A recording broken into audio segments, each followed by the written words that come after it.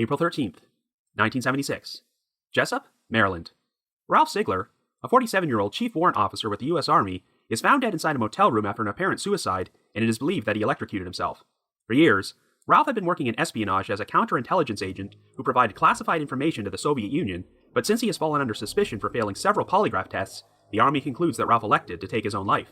However, Ralph's family discovers a number of discrepancies, including some unexplained injuries on his body, to make them suspect Ralph was tortured before he was murdered, but the actual truth about what happened remains shrouded in controversy. After that, the trail went cold.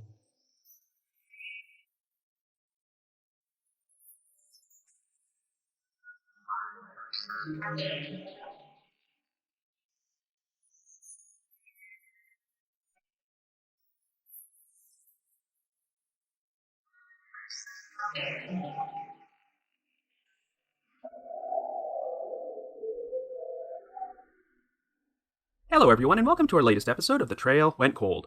I'm your host Robin Warder, and today we're going to be covering a unique story involving spies and espionage, the unexplained 1976 death of Ralph Sigler. You might be familiar with this case from Unsolved Mysteries, as it involves a chief warrant officer from the Army who spent several years working as a double agent by intentionally providing disinformation to spies from the Soviet Union. However, things eventually reached the point where the Army began to suspect that Ralph had been supplying secrets to the Russians that he wasn't supposed to, and just as they were about to start investigating him as a possible traitor, he was found dead inside a motel room of an apparent suicide.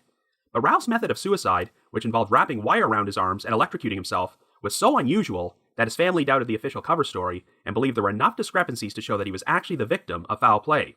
Ralph's wife and daughter would spend years attempting to uncover the truth about what happened to him, not only to seek justice for his death, but to restore his reputation and dispel all notions that he betrayed his country. To this day, the Army has never wavered from the official ruling that Ralph's death was a suicide, but there were enough odd aspects to suggest there might be something more to this story, so we're going to explore all the different angles on today's episode. However, before we get started, just a quick reminder that The Trail Went Cold is a weekly podcast, which is currently available for download on several platforms, including Apple Podcasts, Stitcher, Google Podcasts, and Spotify. So if you like this podcast, be sure to subscribe to it, and please leave us a rating or review on any of those sites to help spread the word. The Trail Went Cold is on Patreon, so if you would like to learn how to support the show, please visit our page at patreon.com/thetrailwentcold. For as little as $1 a month, you can garner access to exclusive rewards, which may include stickers and thank you cards, early access to episodes, and bonus content. So with all that out of the way, let us now explore the bizarre, unexplained death of Ralph Sigler.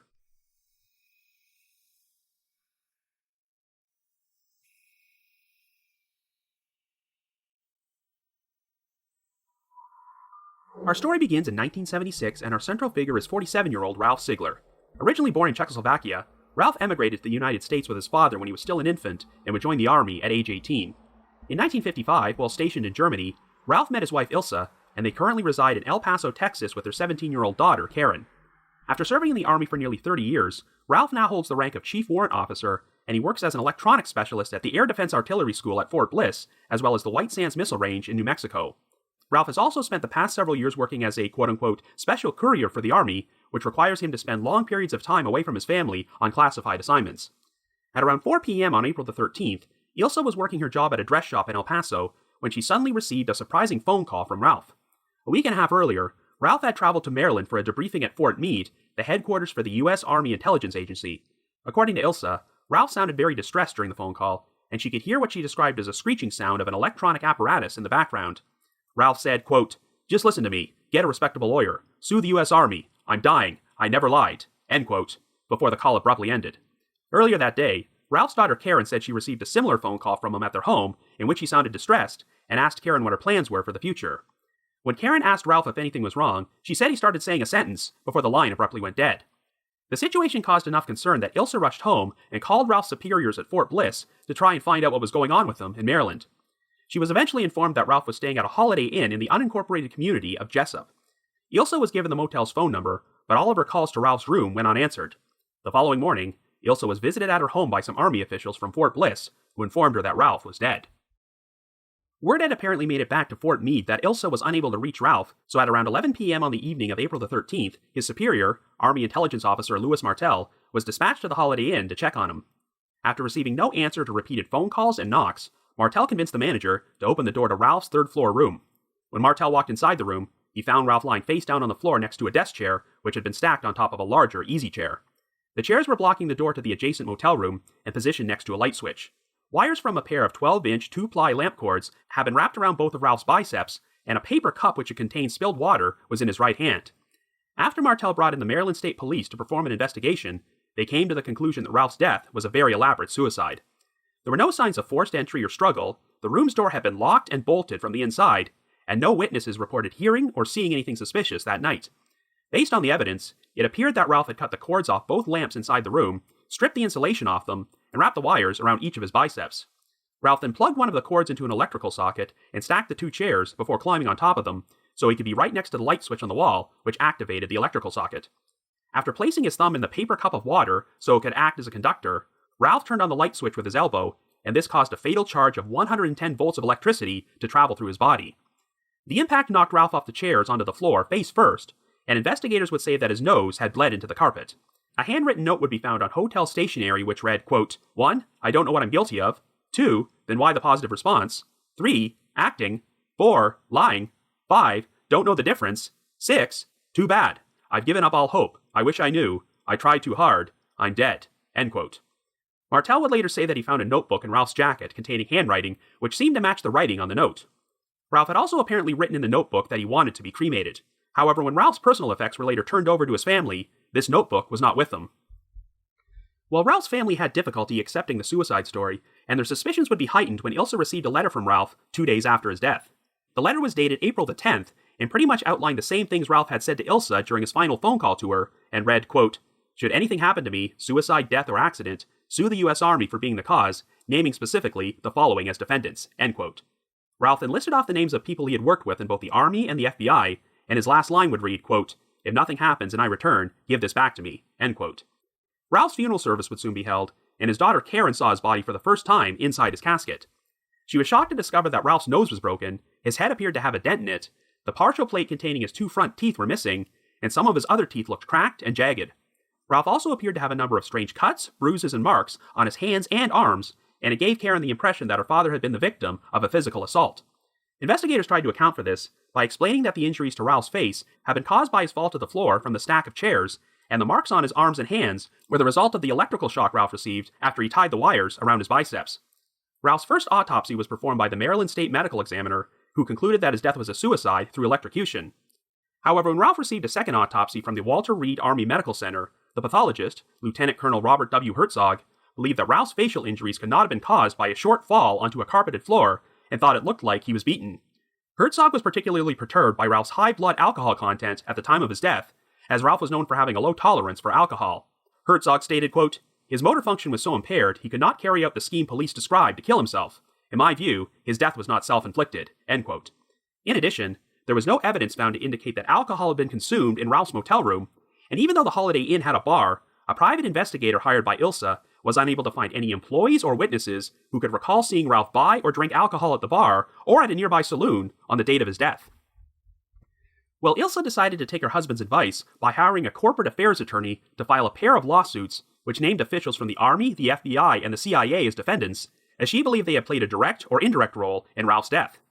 It turned out that a decade earlier, Ralph had been recruited by both the U.S. Army Intelligence Agency's Counterintelligence Corps and the FBI, and that his job as a quote-unquote special courier was actually a cover for his work as a counterintelligence agent.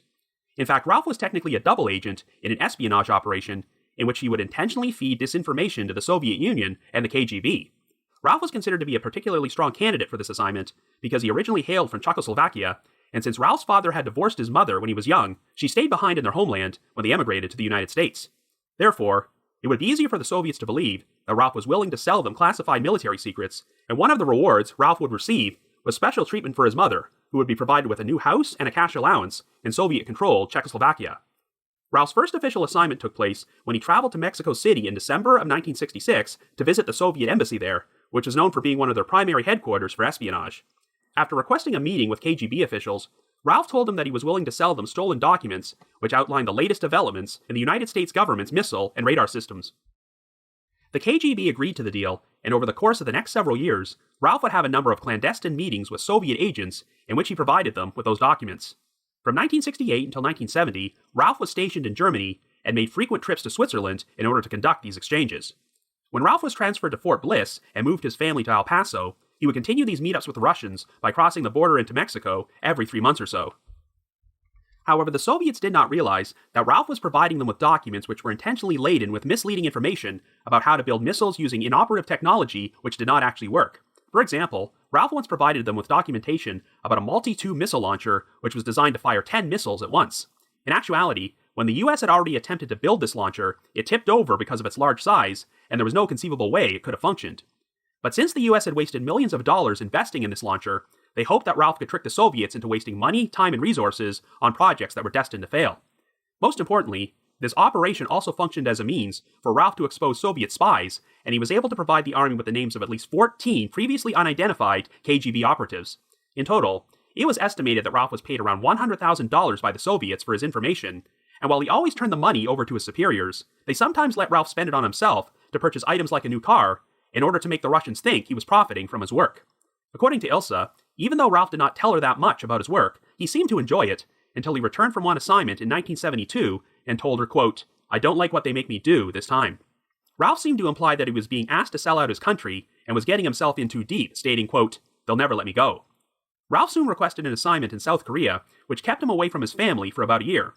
When Ralph finally returned to El Paso, he also noticed that the family seemed to get followed a lot by vehicles with army stickers, but Ralph assured her that this was standard procedure and there was nothing to worry about.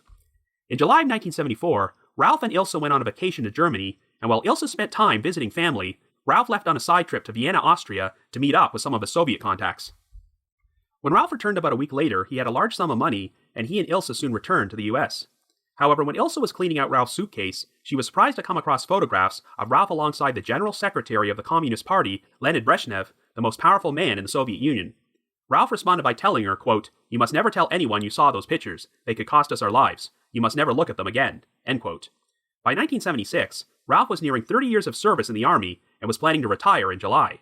At the start of the year, Ralph went to meet with an FBI contact and returned with phony immigration cards for himself, Ilsa, and Karen. He said there was a chance they might all have to relocate to Canada under new identities and instructed Ilsa to hide the identification. On March the 29th, Ralph traveled to San Francisco for a debriefing where he would be given a seemingly routine polygraph exam by Army intelligence. But to everyone's surprise, the results showed that Ralph was being deceptive during his answers to some of the questions, most of which involved passing on authorized information to the Soviets.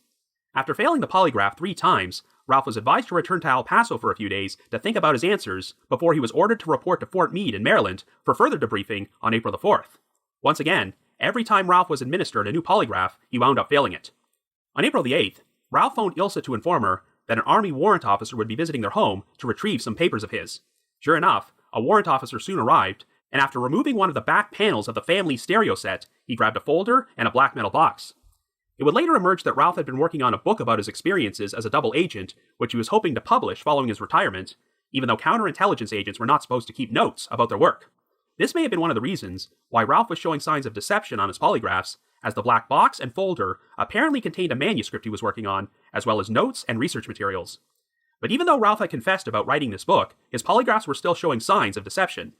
Ralph was known for having a quote-unquote loose tongue whenever he was drunk, so while he was at Fort Meade, Louis Martel took him out drinking in hopes that he might inadvertently spill some important information.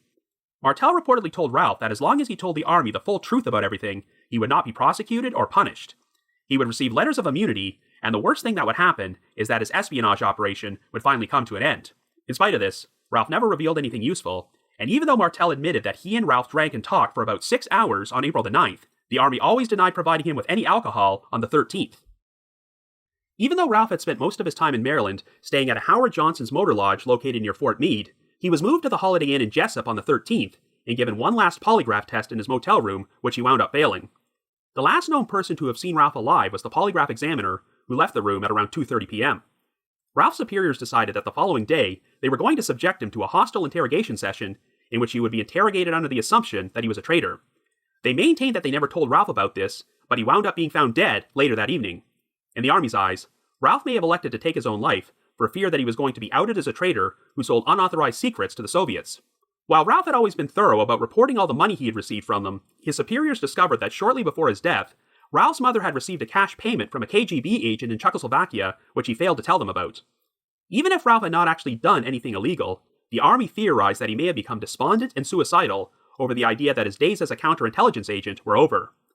While Elsa continued to believe that there was no way her husband's death was a suicide, and her lawsuits against the Army, FBI, and CIA generated enough publicity, that Ralph's story wound up being featured on an episode of the TV show 60 Minutes in 1980. While one of Ilsa's lawsuits was dismissed, her second suit was settled out of court in 1982, and the armed forces decided to posthumously award Ralph the Legion of Merit in recognition for his service to his country. But Ilsa stated that she would not be satisfied until she uncovered the full truth behind Ralph's death, and all attempts to retrieve the black box containing the manuscript and materials for his book were unsuccessful. The story captured the attention of journalists Joe and Susan Trento, who performed their own independent investigation into the case. They consulted with a number of electricians, who all believed that the 110 volts of electricity which supposedly passed through Ralph's body could not have caused the unexplained marks, bruises, and injuries found on his arms and hands. The Trentos teamed up with a former Marine Corps intelligence officer named William R. Corson to publish a book titled Widows, 4 American Spies, the Wives They Left Behind, and the KGB's Crippling of Western Intelligence. It chronicled 4 different stories about American spies who were killed under suspicious circumstances in the line of duty, and one of them was Ralph Sigler. The book was released in May of 1989, and in November of that year, Ralph's story would be the subject of a segment on an episode of Unsolved Mysteries. Unfortunately, it failed to turn up any additional answers about Ralph's death, and Ilsa would pass away in 2009 at the age of 81. So after 45 years, the actual truth about what happened to Ralph Sigler remains up for debate. So I guess you could say, the trail went cold.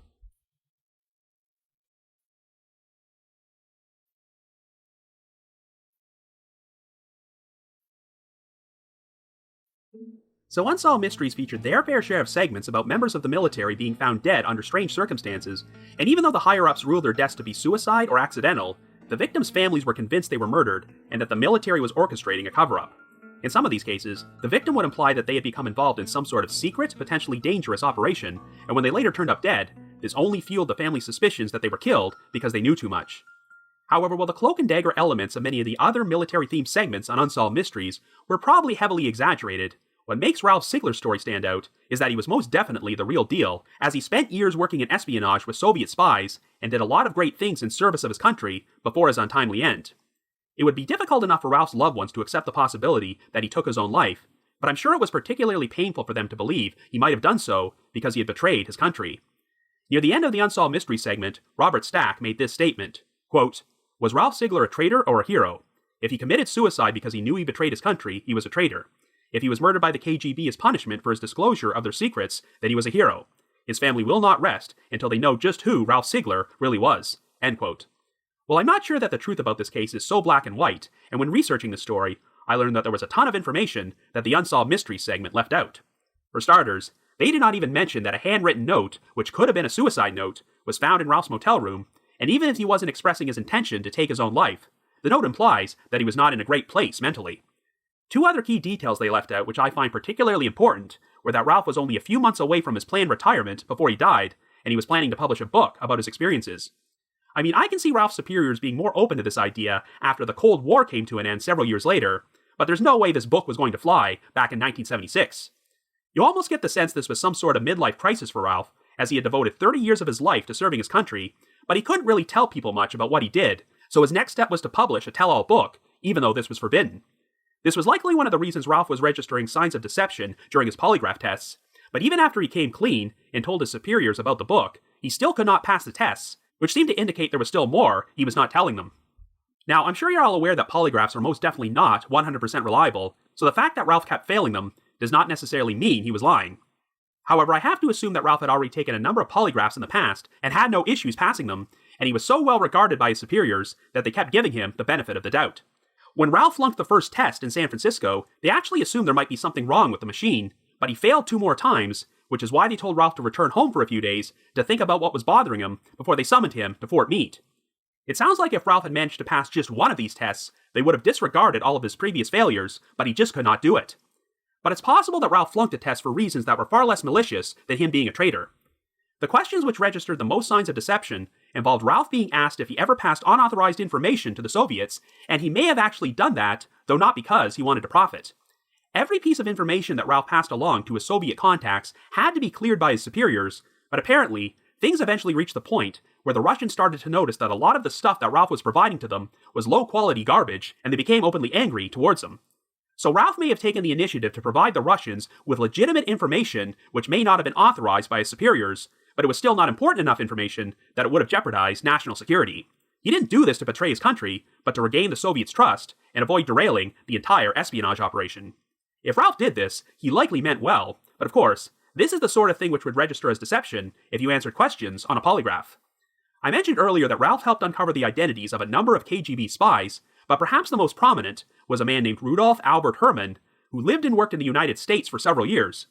In fact, Hermann was such a deep cover spy that it was often difficult for his own superiors to make contact with him, so Ralph was sometimes used as a conduit to pass information back and forth between Hermann and the Soviets. Now, as you recall, Ralph had originally been recruited by both the Army and the FBI, but since the FBI was concerned about the Army's internal security and considered Hermann to be such a valuable asset, they asked Ralph to keep the details about his interactions with Hermann a secret from his superiors. During his Unsolved Mysteries interview, Joe Trento provided his own theory about why this could have tainted Ralph's polygraph tests. If Ralph was following the FBI's instructions and not mentioning his relationship with Hermann during his questioning, then this could have registered as deception. Ralph may have been hoping that the FBI would eventually step in and explain everything to the Army, but they never did. Incidentally, in 1980, it was revealed that Hermann had been arrested by the FBI and agreed to cooperate with them as a double agent by reporting on KGB activities. As a result, Hermann was able to avoid prosecution, and he and his family were granted asylum and given new identities. But while this provides a potential explanation for why Ralph failed his polygraphs, you also have to remember that he was told by his superiors that he would not be prosecuted if he just told them the truth about everything he did. If Ralph admitted to lying about Rudolf Hermann, or that he passed some low-level intelligence to the Soviets to avoid having his cover blown, then I'm not sure these offenses would have been egregious enough for him to face serious punishment. So could Ralph have crossed the line and done something so unforgivable that he felt like suicide was a much better option than telling the truth? I mean, Ilsa had once discovered a photo of Ralph alongside Leonid Brezhnev, which seemed to imply that he had gotten himself in pretty deep with the Soviets, and may have gone from being a double agent to a triple agent. I know that the Army had been planning to subject him to a hostile interrogation the day after his death, which would definitely provide him with a potential motive to kill himself, but they claimed they had not yet informed Ralph that they were going to do this. I'll state right up front that one of the biggest obstacles to believing that Ralph's death was anything but suicide is the fact that he was found inside a room that had been locked and bolted from the inside. There were no signs of forced entry, his room was on the 3rd floor with no indication that the windows had been tampered with, and the only other point of entry was the door to the adjacent motel room, which had been bolted shut. While Ralph's method of suicide, which involved wrapping wires around his arms and electrocuting himself, seemed like a very unusual way to kill yourself, it does fit the profile of a very desperate man using ingenuity to come up with a way to end his life with the materials he had available to him inside that motel room. The thing with a lot of these older cases from Unsolved Mysteries involving suspicious suicides is that there was less understanding of mental health issues back then. Even though it's been argued that Ralph would have had no reason to kill himself, since he could have avoided any punishment if he just told the truth about everything, it's possible there was something else going on inside his head which was making him feel suicidal. We now know that it's not uncommon for people who show no outward signs of depression to shock everyone by suddenly deciding to take their own life. There were definitely signs that Ralph was displaying paranoid behavior in the months prior to his death. For instance, Ilsa claimed that Ralph once told her that an Army intelligence officer he worked with was found shot to death in the desert near the White Sands Missile Range in January of 1976. While his death was ruled to be a suicide, Ralph did not believe it and said that the US government was involved in a conspiracy in which they were killing off their own agents. Well, when the Washington Post published an extensive article about this story in February of 1977, they attempted to dig up information about the suicide of this intelligence officer, which supposedly took place 1 year earlier, but they could find no verification that this death had ever occurred. And you also have to remember that Ralph went to the trouble of acquiring phony immigration cards to possibly move himself, his wife, and his daughter to Canada following his retirement. So could Ralph have been suffering from paranoid delusions, which gave him the false impression that his life was in danger? The last time Ilsa heard from Ralph was during the bizarre phone call she received from him on the day of his death, in which he told her to get a lawyer and sue the Army. A theory presented by Joe Trento during his Unsolved Mysteries interview is that Ralph could have made this call under duress while being tortured by the KGB. Ilsa said she heard what she described as the screeching sound of an electronic apparatus in the background during the call, and the Soviets were known for using electrocution as a method of torture, so perhaps they forced Ralph to make this call in order to compel Ilsa to direct all of her attention towards the Army after they killed him. However, the Unsolved Mystery segment neglects to mention the letter Ralph sent to Ilsa in which he gave her the exact same instructions and even outlined a specific list of defendants from the Army and the FBI for Ilsa to name in the lawsuit. I should also mention that he advised Ilsa to demand the return of the materials from the black box, which had been retrieved from his home a few days earlier, that supposedly contained notes and a manuscript for the book he was working on. Even though Ilsa did not receive the letter until after Ralph's death, it was dated on April the 10th, 3 days before he was killed. We know that Ralph's whereabouts can be accounted for before the afternoon of April the 13th, so there's no way the KGB forced him to write that letter under duress. This seems to indicate that Ralph was paranoid that something was going to happen to him for quite some time, but what would have compelled him to phone Ilsa that afternoon if he had already sent her that letter? If he wasn't being tortured while he was making the call, perhaps he had already made the decision to take his own life. But you also have to factor in that Ralph made another phone call to his daughter Karen earlier that day, in which he also sounded distressed, and that call abruptly cut off while he was in mid-sentence. The exact wording Ralph used in his letter to Ilsa was, quote, "Should anything happen to me, suicide, death, or accident, sue the U.S. Army for being the cause, naming specifically the following as defendants," end quote. It's very interesting that Ralph specifically mentioned suicide in the letter, which could be interpreted as him implying that he was suicidal, or he might have been paranoid that someone was planning to murder him and make his death look like a suicide. Well, let's take a closer look at how these events unfolded. One thing I do find a bit odd is that when Ralph originally traveled to Fort Meade for debriefing, he spent the first several days staying at a Howard's Johnson Motor Lodge before he was moved to the Holiday Inn in Jessup, which was located further away. It's not entirely clear why they did this, but here's a really strange account from a maid at the Holiday Inn who interacted with Ralph on a few occasions prior to his death. The maid claimed that when she showed up for work on the morning of April the 14th, she thought she saw Ralph walking into one of the third-floor rooms with a woman. Of course, this would have been impossible, since Ralph was already dead at that point, but the maid stated, quote, "If it wasn't his twin, it was his ghost." Well, one theory which has been put forward is that the reason Ralph was moved to the Holiday Inn was because he had a scheduled meetup there with one of his Soviet contacts in which he was supposed to receive important information. But since Ralph wound up dead before the meeting, his Army intelligence superiors sent a double or a lookalike there in Ralph's place, and that's who the maid saw. That does sound like a pretty absurd scenario, but since we're talking about a story which involves spies and espionage, I suppose anything's possible. One thing which has never made sense to me is that it doesn't sound like anyone was watching Ralph's motel room on the evening of April the 13th, as they didn't bother to check on him until word spread that Ilsa had received a distressing phone call from him. Given that Ralph kept failing the polygraphs, and a decision had been made to give him a hostile interrogation the following day on the assumption that he was a traitor, you'd think they might have considered him to be a potential flight risk and kept a guard on his room. The big issue is that we have a window of over 8 hours before Ralph's body was discovered in which his whereabouts are unaccounted for, so it's unclear if he ever left his room at all during that time period. Ralph's final phone call to Ilsa took place at around 4 p.m. Mountain Time in El Paso, which, accounting for time zone differences, means that he was still alive at 6 p.m. Eastern Time in Maryland. We know that Ralph took his final polygraph inside the room, and the last confirmed person to see him alive was the polygraph examiner who left at around 2:30. However, the official Army report makes a brief mention of unnamed persons discussing the bad test results with Ralph shortly after the examiner left. We know that the Army was planning to escalate things to a hostile interrogation, but what if they decided they weren't going to wait until the next day? Instead of Ralph attaching the wires to his own arms in order to electrocute himself, what if this method was actually used by others to torture him? Quite frankly, the idea of Ralph being killed by his own people during an interrogation session gone wrong is more plausible than him being tortured and murdered by KGB agents. There's nothing to indicate that the KGB even knew Ralph's whereabouts on that day, and would they have felt the need to stage Ralph's death to look like a suicide? And here's another odd potential discrepancy. The official police report stated that Ralph was clothed at the time his body was found, but the Holiday Inn manager would later say that he came upon some discarded paper negatives from police Polaroid photos in a trash bin, and they appeared to show Ralph lying on the floor, naked. Of course, without having seen these negatives, I have no idea if the manager is telling the truth, or if he may have misinterpreted what he saw, but it does make you wonder if Ralph might have been tortured when he was nude, before his body was redressed to support the suicide theory. But then again, if that's the case, why take photographs of Ralph's nude body to begin with? Another weird detail is that Ilsa claimed that the last time she attempted to phone Ralph's room from El Paso on the night of April the 13th was at 10 p.m. Mountain Time, which would have been midnight in Maryland. But since Ralph's body was reportedly discovered at 11 p.m. Eastern Time, why didn't anyone answer the phone in Ralph's room? Overall, I think the biggest discrepancy which has never been adequately addressed is the amount of alcohol in Ralph's system at the time of his death. There's been a lot of skepticism about whether someone that intoxicated would have been capable of orchestrating an elaborate suicide, especially when you consider that Ralph was known for having a low tolerance for alcohol. And even if you put that aside, where did Ralph consume this alcohol to begin with? I can definitely see someone getting very drunk before going through the act of taking their own life, but from what I can tell, no empty bottles or any traces of alcohol were found inside Ralph's room.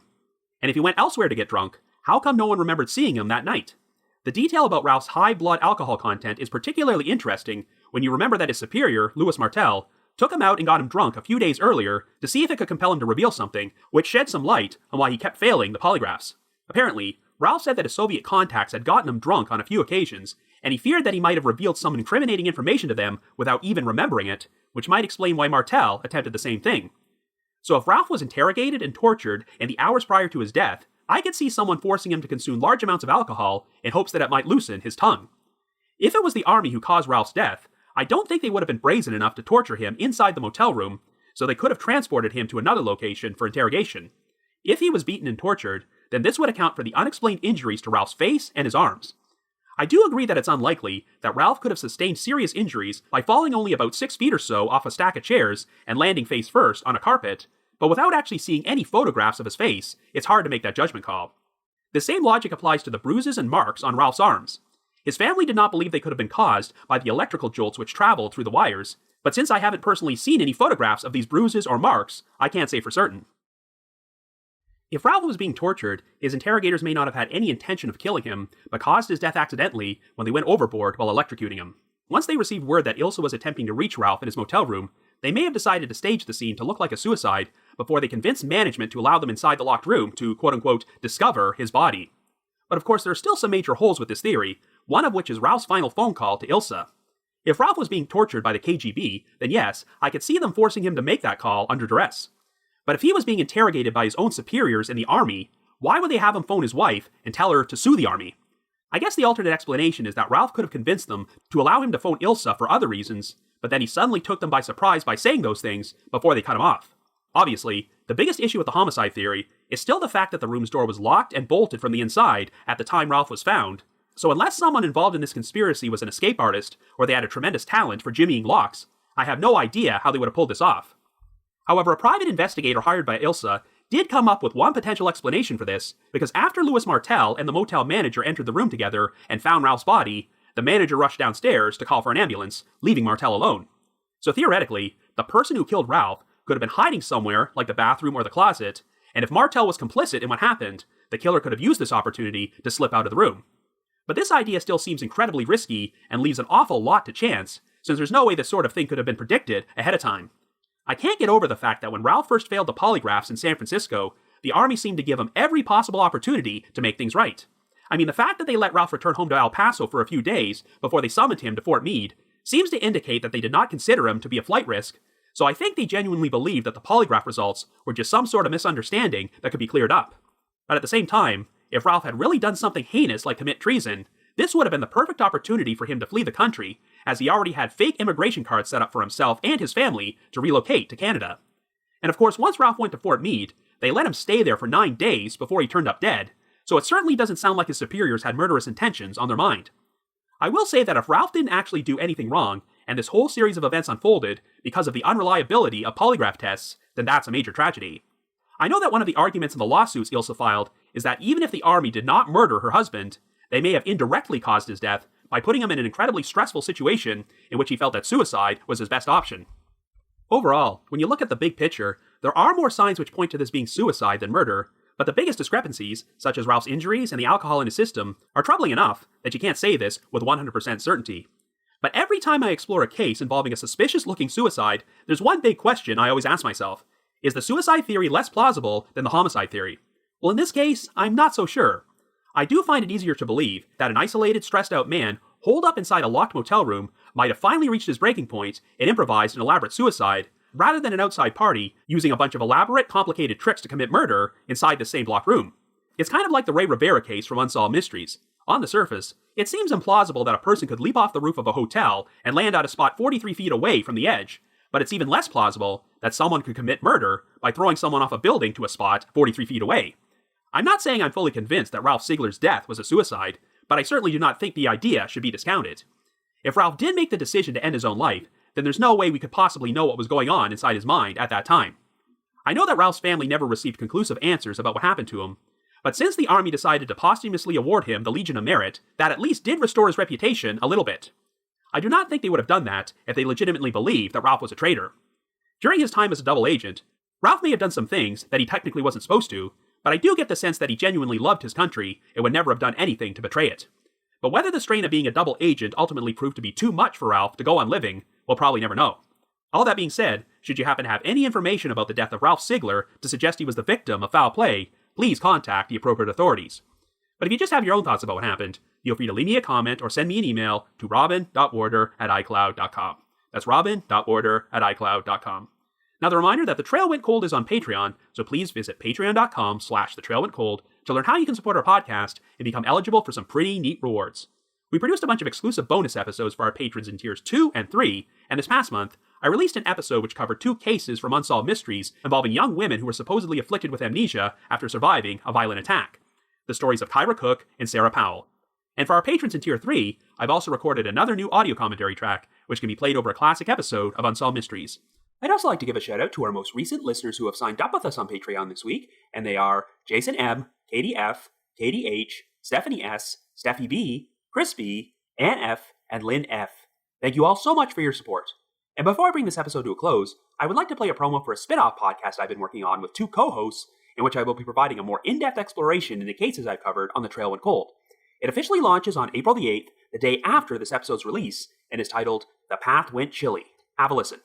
Hi, I'm Robin Warder from The Trail Went Cold. If you are unfamiliar with my other podcast, I often cover stories from the television show Unsolved Mysteries. For the past 5 years, you've heard me talk about these cases on my own, but now's your chance to hear me have in-depth discussions about them with other people. I want to welcome you to my new project, The Path Went Chilly, where I will be discussing in depth with my two good friends and co-hosts cases that I've covered on The Trail Went Cold. Meet my co-hosts. First one up is Jules. Hi, I'm Jules from the podcast Riddle Me That True Crime, and I have a PhD in transpersonal counseling. I'm not a psychologist or a diagnostician, so don't get too excited. But I can't wait to analyze these cases with these two amazing humans. You've already met Robin, now meet Dr. Ashley Wellman. Hi, I'm Ashley. I have a PhD in criminology, law, and society, and I specialize in trauma victims and survivors.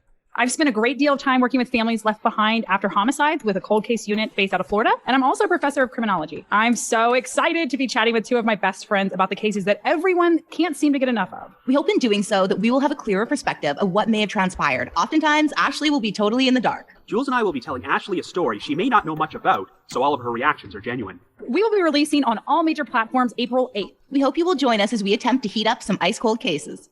The Path Went Chilly will be available every Thursday on all major podcast platforms. I'd also like to mention that later this year, provided that it becomes safe to travel again, The Trail Went Cold is going to be appearing on Podcast Row at the very first CrimeCon UK, which is being held at the Leonardo Royal Hotel and Spa in London. I had previously stated that CrimeCon UK was set to take place on the weekend of June 12th and 13th, but due to certain restrictions, they've elected to postpone it until the weekend of September the 25th and 26th, so fingers crossed that it will still happen as planned. If you would like to purchase tickets to either event, we have a special promo code you can use to get a 10% discount. So to receive 10% off, visit crimecon.co.uk and enter the promo code COLE21. That's COLE21. In addition, I also wanted to provide another reminder that I hold live streaming sessions on a platform called Get Vocal. Every Thursday night from 7 until 8 p.m. Eastern Time, I host what is essentially an after show for each week's podcast episode, where I have an interactive discussion about the featured case from said episode and answer questions and address comments from listeners. I always include a link to these sessions in our show notes, so be sure to check there for more information or visit getvocal.com. That's GETVOKL.com. I just wanted to give another shout out to my supporters at the Unsolved Mysteries message board at the Sitcoms Online forum and the Unresolved Mysteries subreddit.